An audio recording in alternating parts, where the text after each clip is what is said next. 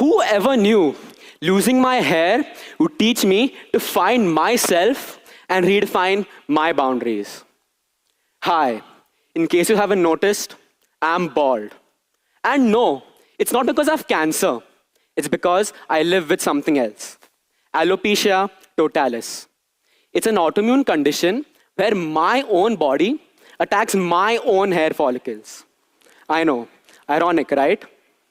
And before you jump to any conclusions, no, it's not contagious. You won't lose your hair just by standing next to me. Back in 2017, when I first started to lose my hair, I didn't even notice. But eventually, the hair loss became more evident, and more evident, and more evident, until eventually, well, I lost all my hair.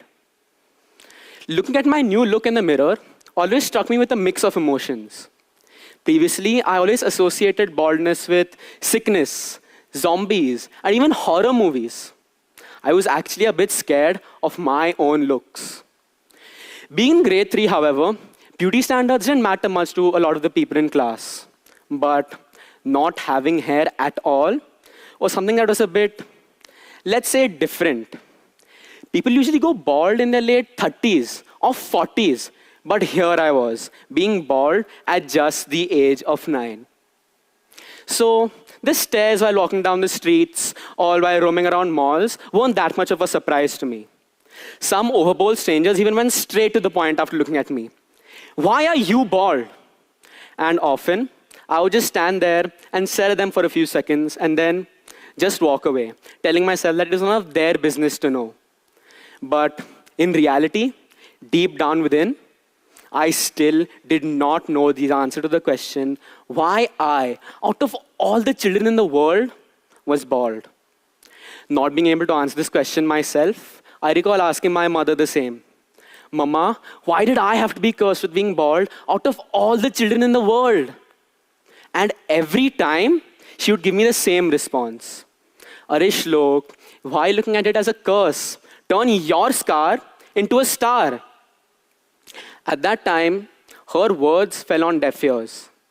But now, upon reflection, after everything I've been through, her words bear so much meaning. More often than not, I would find myself looking in the mirror, giving myself the ick every time I saw my own face. I would often recall all the rude comments told me by my classmates, random people on the street whom I didn't even know, and my own cousins. It was too much for me. I couldn't handle it anymore. I had so many pent-up emotions inside of me that I felt like I was about to explode. But despite me feeling that there was nowhere for me to go, my father was always by my side. I recall telling him one day all the rude comments that people had told to me. Bro, you shed hair like my dog. And how many more days do you have left to live? After telling my dad this, he remained silent for a few seconds and looked at me dead in the eyes. And after a few moments, he said to me, Shlok, people will always find reasons to point fingers at you. But you are so much more than their words. You are my strength, my pride, and I wish the world could see you the way I do. Brave, brilliant, and unstoppable. Never let their ignorance dim your light. After saying this, my dad pretended like he'd gotten a non-existent call from one of his patients and rushed into a room. I followed behind him and put my ear on the door to see what all the ruckus was about. And to my surprise, I didn't hear any medical jargon about any patient. The only sound I heard was my dad sobbing and weeping. I was witnessing my father cry. Witnessing your father, who's a pillar of strength and guiding light in your life, cry was a different kind of pain. How was I supposed to handle the rude comments told me on a day-to-day basis if it even shattered the feelings of a 40-year-old man? That day was a turning point in my life. This was a transitional phase which led me to the question, who are we? Are we just a byproduct of our appearances? Or are we more than that? More importantly, when we're looking at a person, are we looking at their mind or their physicality? And here I stand today grappling with these questions. Have these questions ceased? Have they been answered? Will they ever be answered? No. But the vital lesson learned each time is that I will surmount and hurdle. If alopecia taught me anything, it's that it's not the hurdle or society which defines me. It's how I react to the obstacle. And this led me to my first big realization. I am not just my appearance. Beauty standards are flawed because in reality, there are no universal beauty standards. The world wasn't ready to recognize this, but I was. From then on, I had decided I needed to make a change. This was my battle. It was my duty to face the everyday war of stares, comments, and hate. Gone were the days when I even acknowledged the rude comments that people had told to me. I had finally stopped hiding and let my truth shine. No one was allowed to dictate who I am, who I was, or what I will be. I write my destiny and I choose who I want to be. Every I wasn't accepting. However, acceptance is palpable through actions or even unsaid thoughts. Not everyone accepts the way you look. And this led me to a myriad of questions. What is so strange about a human's appearance? What even is strangeness? Is it the physically challenged man who walks the street, or the victim of an acid attack with a deformed face, who both yet choose to walk with pride and courage in society to face with resilience what life has offered them instead of sulking and drowning about what life hasn't offered them? I am not a byproduct of my appearances. I am much more than that, and here I am.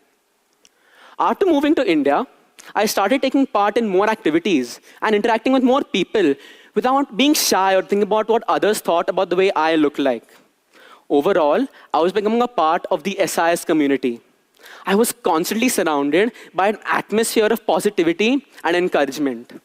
And this played a vital role in helping me to discover myself for who I was and not what I looked like. I even started taking part in new hobbies, which allowed me to harness my uniqueness and use that as a superpower to display my confidence to the entire world. Scuba diving, for example. I recall times when I would dive in deep into the ocean and just stare at fish. And the fish would stare at me back, being a stranger in its habitat. And after a while of appreciating each other's differences, the fish wouldn't ask me why I was bald. Instead, we would just part ways. Nothing in nature is the same. Every single thing on this planet has imperfections. Just like the cracks in the bark of a tree, or the asymmetry of a snowflake, or the edges of a seashell. I was finally starting to see myself not just for my appearance, but for the person I was growing into. Someone with unique strengths and perspectives. Resilience was the bridge between the hateful comments and the eventual growth that followed. Instead of succumbing to the negativity of life, I used those experiences to focus on what really mattered most. My character, my intellect, and my passions. These so-called flaws don't diminish beauty. They define it, making it unique and irreplaceable, just like us. Society did not define me. I defined myself. Alopecia did not break me. Instead, it built me. And this talk isn't about hair loss. It's about accepting the fact that I'm going to overcome every single battle in life.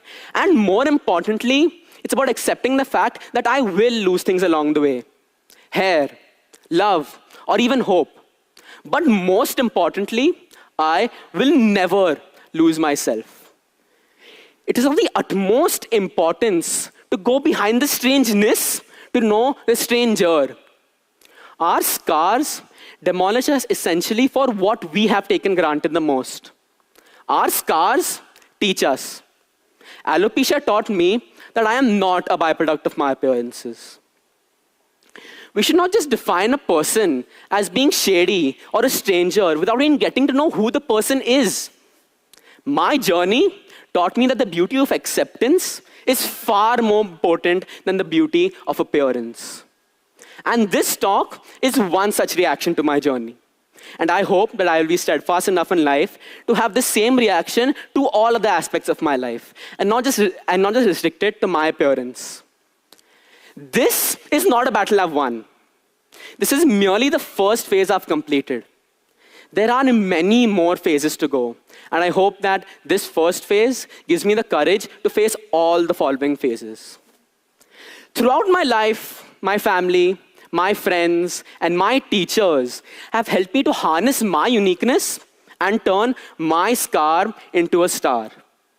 Each and every one of us has a hidden story or struggle deep inside of us that actually shapes who we are. We must all embrace these stories, ignore each other's differences, and display our character to the world and be proud of who we are. I urge all of you all to look deep within yourselves and uncover the diamonds and make it shine, just the way I did. And most importantly, share this unique light with everyone else. Redefining my boundaries meant turning alopecia from a challenge into my strength. It taught me to embrace myself. And now I wish to inspire you all to do the same. Thank you.